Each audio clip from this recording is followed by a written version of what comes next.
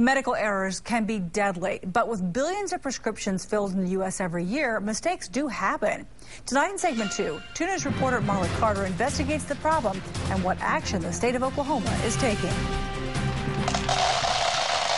Medicine. That's just what Martha Cope thought her daughter Kaylee needed. She was complaining about a sore throat, and her younger sister had strep throat. So I took her to the doctor, and they give her a prescription for an antibiotic. Cough syrup that Martha noticed ran out quickly for her 8-year-old daughter. I was like, Mom, look at this. It's gone.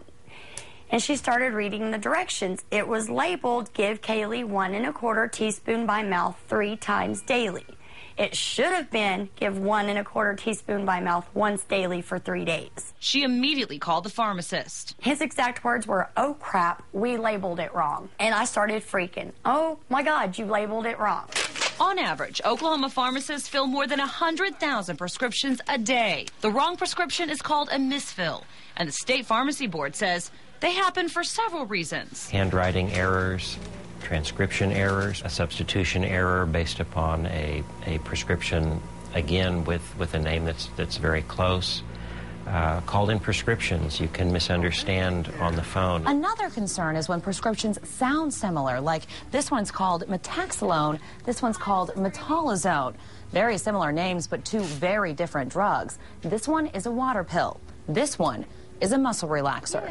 One way to prevent that from happening? You will try to isolate those products. You'll put something between them. You'll put a sign up in front of it that says, please check. And there are other measures pharmacies take to prevent misfills, like changing the font or lettering for certain medications. And when it comes to giving the wrong dose, like in Kaylee's case, there's a plan to prevent it. Many of the recommendations that have come out is for physicians and pharmacists to put the dose only in milliliters and to dose things in milligrams per kilogram. But the board says if the medicine is something you're not used to taking, double check. Know what the reason the medication is being prescribed for.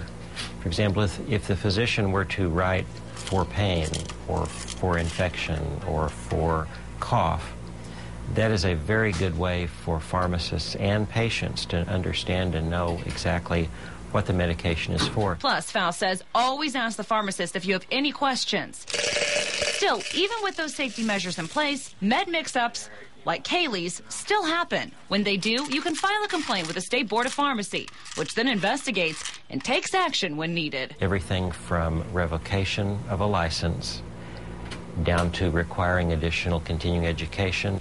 Good girl. As for Kaylee, she's now back in the game, but was ill for almost 2 weeks after taking the cough syrup. And while she's healthy now, her family is still coping. She's still kind of leery on taking even Tylenol, and it's very upsetting. Marla Carter, 2 News works for you. From January to late May of this year, Faust says the State Pharmacy Board received 6 complaints regarding misfills. He does admit it's likely that not all of them are reported.